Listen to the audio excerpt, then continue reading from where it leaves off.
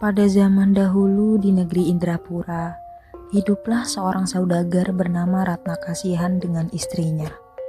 Ratna Kasihan adalah anak angkat dari menteri di negeri itu. Dia mewarisi kekayaan dan bisnis dari ayah angkatnya. Pada suatu malam, Ratna Kasihan bermimpi melihat bulan dan matahari yang menyinari tubuhnya. Ia pun terbangun dengan perasaan bahwa mimpi itu bukanlah sekadar mimpi biasa. Tak lama setelah mimpi itu, istrinya hamil. 9 bulan kemudian, sang istri melahirkan sepasang anak kembar yang sehat dan tampan. Mereka diberi nama Sukarna dan Sukarni.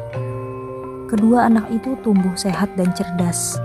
Pada umur 7 tahun, Ratna Kasihan memanggil seorang guru untuk mengajar anak-anaknya.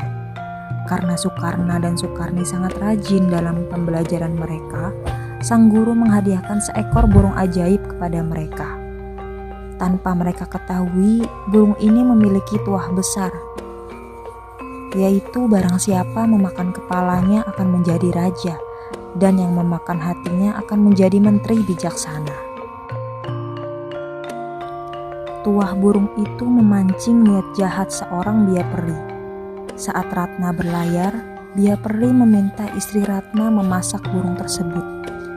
Namun rencana gagal karena juru masak memberikan kepala dan hati burung kepada Sukarna dan Sukarni yang lapar usai latihan pedang.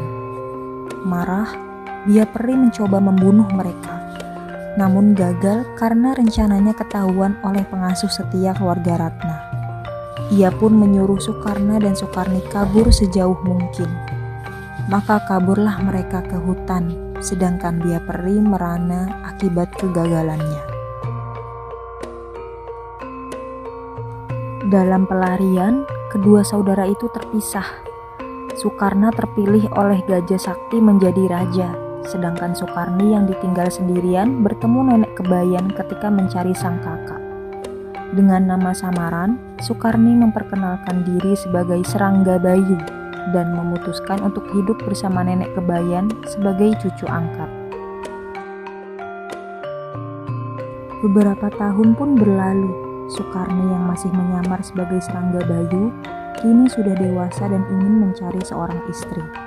Ia pun menanyakan nenek Kebayan mengenai anak perempuan yang patut untuk dijadikan istri.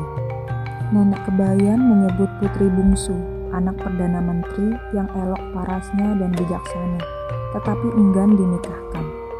Untuk mendekatinya, Serangga Bayu mengirimkan karangan bunga yang sangat indah beserta cincin sebagai hadiah untuk diberikan ke tuan putri.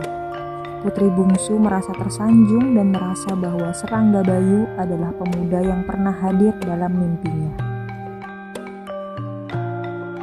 Serangga Bayu ingin menemui sang putri, tetapi nenek Kebayan menyarankannya untuk pergi berguru dahulu. Atas nasihat nenek Kebayan, Serangga Bayu pun pergi mengembara untuk menuntut ilmu. Dalam perjalanannya, ia memperoleh 3 pusaka sakti, panah yang mengeluarkan lebah dan tawon, kantung makanan ajaib, dan karpet terbang. Dengan pusaka itu, ia pergi menemui putri bungsu dan membawanya terbang ke sebuah pulau. Namun karena takut dirinya diculik, putri bungsu mencuri karpet terbang dan kembali sendirian ke negerinya, meninggalkan Serangga Bayu seorang diri. Walaupun dia terdampar dan sendirian, Serangga Bayu tidak marah pada sang putri. Ia pun pulang dengan menumpang bahtera utusan Raja Derma yang hendak meminang putri bungsu. Dengan pusaka-pusakanya, ia menguasai bahtera dan memerintahkan utusan itu pulang. Sepulangnya dari pulau itu, Serangga Bayu pergi memasuki istana untuk meminang putri bungsu. Namun, dirinya langsung dihadang para hulu balang yang mengepungnya. Serangga Bayu pun menghalau mereka dengan kesaktiannya. Peristiwa itu sampai ke telinga sultan negeri itu. Ia pun pergi untuk melihat keributan itu. Ketika sampai ke tempat tersebut, Serangga Bayu pun mengungkapkan jati dirinya sebagai Sukarni.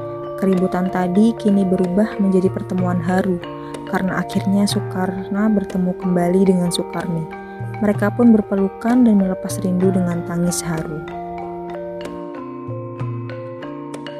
Akhirnya Sukarni dinikahkan dengan putri bungsu dan diangkat menjadi Perdana Menteri menggantikan mertuanya. Ratna Kasihan dan istrinya dijemput ke istana. Nenek Kebayan dimuliakan dan negeri dipimpin oleh Sultan Sukarna dan Perdana Menteri Sukarni dengan adil dan bijaksana.